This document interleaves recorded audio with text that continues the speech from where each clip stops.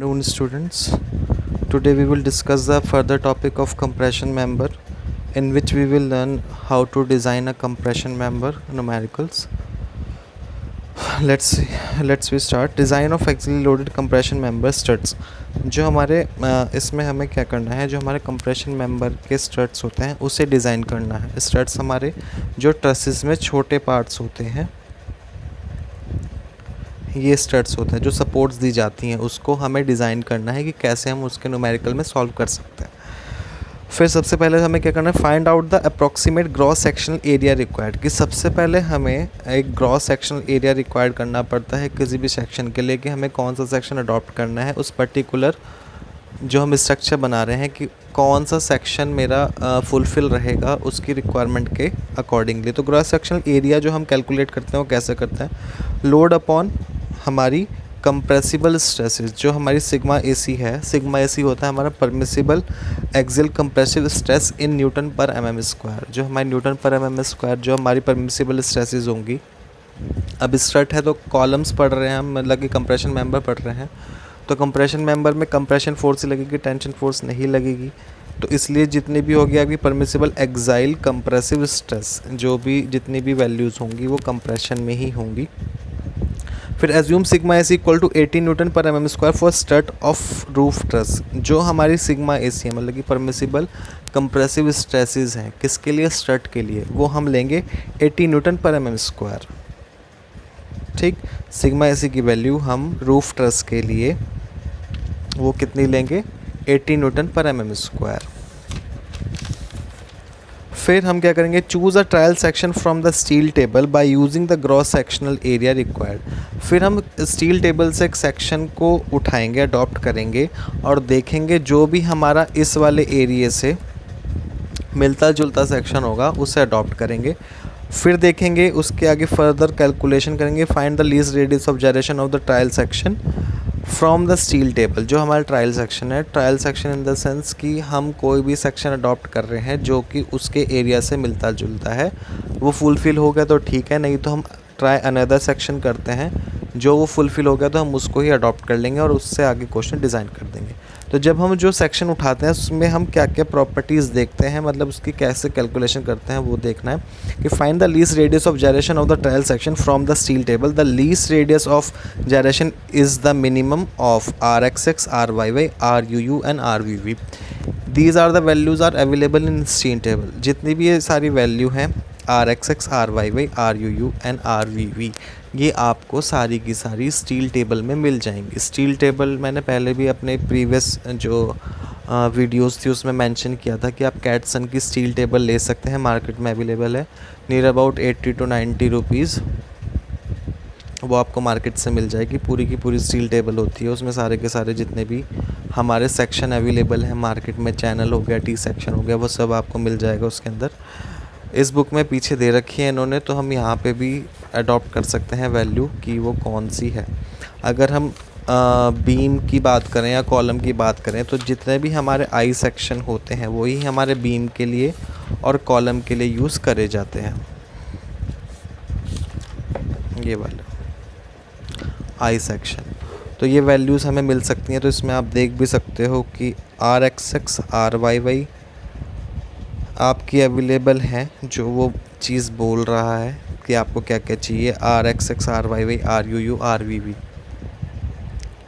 तो आप इसमें से वो चीज़ें उठा सकते हो और वहाँ पे जो आपकी रिक्वायरमेंट हो, मतलब कि जो लीस्ट रेडियस ऑफ जायरेशन होगी आप उसको उठा के आगे क्वेश्चन कर सकते हो। फिर कैलकुलेट द इफेक्टिव लेंथ, कि हमें उसकी इफेक्टिव लेंथ भी कैलकुलेट करनी पड़ेगी, जो L from the given actual length, जो हमारी एक्चुअल लेंथ है उससे। कुछ मैंने उस दिन जब आपको पीछे डिस्कस करा था, कुछ फार्मूले डिस्कस करे थे कि 0.70, 0.75, 0.80, 0.85 करके जो हम उसकी लेंथ से मल्टीप्लाई करते थे, तो उससे हमारी इफेक्टिव लेंथ कैलकुलेट होगी।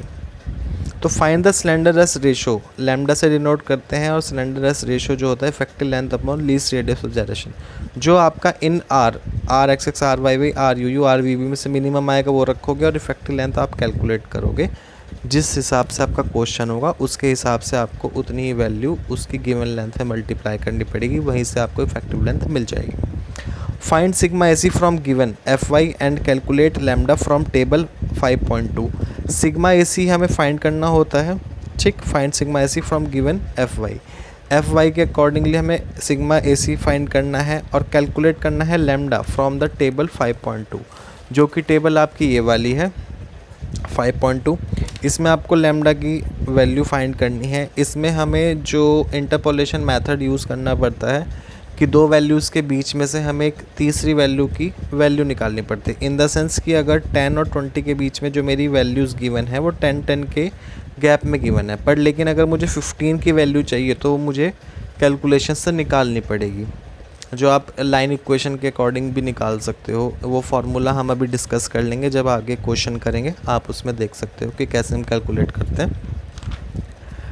उसके बाद calculate the safe load carrying capacity of the assume trial section, कि हमें अब उसकी जो हमारे सेक्शन अडॉप्ट किया है उसकी जो क्या है सेफ़ कैरिंग कैपेसिटी की देखना भी, जो लोड उस पर आने वाला है वो सेफ़ भी है या नहीं है, तभी जाके हम उसको अडॉप्ट करेंगे। अगर वो सेफ़ नहीं हुआ हम उसको अडॉप्ट नहीं करेंगे, हम उसको चेंज कर देंगे। उसके बाद if the safe load carrying capacity, ये जो safe load carrying capacity equal to sigma ac into area of section, जो हम कैलकुलेट करते हैं कैसे करते हैं, सिग्मा एसी जो हमारी वैल्यू दे रखी होगी वो, और area of section, area of section जो होगा हमारा वो क्या होगा, जो हमने अडॉप्ट किया था पीछे से या जो हमें टेबल में से मिला था, जो अडॉप्ट किया था वही हमारा एरिया ऑफ सेक्शन होगा। फिर if the safe load carrying capacity should be equal और greater than the given load, कि जो हमारा लोड है वो या तो इक्वल आ जाए या ग्रेटर देन आ जाए, then use the section, otherwise try another section. अगर इक्वल आ गया गिवन लोड के तो ठीक है, अगर उससे बड़ा आ गया तो ठीक है। अगर वो छोटा आ जाता है हमारे गिवन लोड से, आपका कैलकुलेटेड लोड, तो हम उस सेक्शन को अडॉप्ट नहीं करेंगे, हम अनदर सेक्शन अडॉप्ट करेंगे। और दूसरा सेक्शन हम कहाँ से लेंगे, अपने स्टील टेबल में से दूसरा सेक्शन अडॉप्ट कर लेंगे। फिर हमारी टैकिंग रिविट मैंने पहले भी डिस्कस किया था जब हम टेंशन मेंबर पढ़ते थे। टैकिंग रिविट्स क्या होती हैं कि जो हमारी रिविट्स जोड़ी जाती हैं बिना किसी सपोर्ट के, तो हम क्या करते हैं, दो सेक्शनों को आपस में जोड़ने के लिए जो रिविट यूज़ करते हैं वो टैकिंग रिविट कहलाती है। फिर check the maximum slender ratio of the used section, it should not exceed the value specified in table 5.1, कि हमें मैक्सिमम सिलेंडर रेशियो देखना है जो सेक्शन यूज़ कर रहे हैं। It should not be exceed the value specified in table 5.1, जो हमारा पीछे टेबल में था 5.1 में, इसमें जो वैल्यूज़ दे रखी हैं वो इसमें मेंशन ना हो, इनसे ज़्यादा ना हो, ये क्योंकि हमारी मैक्सिमम वैल्यूज़ ही हैं तो इतना ही होना चाहिए। इससे ज़्यादा हुआ तो हम वो सेक्शन अडॉप्ट नहीं करेंगे, हम अपने सेक्शन को चेंज कर देंगे और दोबारा से उसकी कैलकुलेशन करेंगे। फिर टैगिंग रिविट जो होती है, tacking rivet are also known as stitching rivet, कि मतलब एक तरीके से सिलने के, जॉइंट को सिलने के काम आती हैं ये। The compression member when the centre to centre distance between two adjacent rivet exceed 12T to 200 mm, कि वो 12T से 200 mm तक जाएगी, तो whichever is less than tacking rivets are use, तो अगर तो विच एवर ले जो भी 12T या फिर 200 mm तक होगी, जो भी इन दोनों में से कम होगा, then tacking rivet are use, तो तब जाके हम यूज़ करेंगे tacking rivet. If the compression member consist of two angles connected back to back, अगर हमारे दो एंगल जो हैं कंप्रेशन मेंबर में बैक टू बैक हमने यूज़ करे हैं, तो tacking rivet are provided throughout the length of the angle, कि जितनी भी उसकी लेंथ होगी, कि अगर दो एंगल हमने ऐसे करके इसे टैगिंग रिविट से जोड़ेंगे, पर अगर मैं इसका 3D व्यू देखूं तो जहाँ तक भी ये जा रहा होगा वहाँ तक हम टैगिंग रिविट लगाते चले जाएंगे एक इक्वल इंटरवल पर।